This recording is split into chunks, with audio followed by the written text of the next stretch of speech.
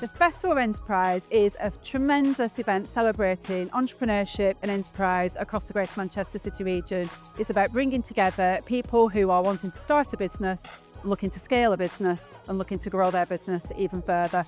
It's all about collaboration, it's about networking, and it's about learning. So if you're a business right now in Greater Manchester, now is the time to seize all of these opportunities and go for it.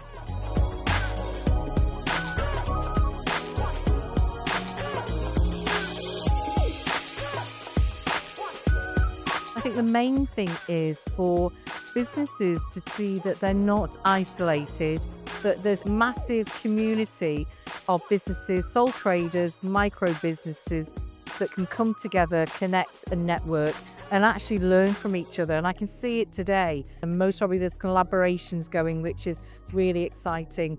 And I think my team, it gives them platform to share their knowledge and the support that we can offer to the business community of Greater Manchester.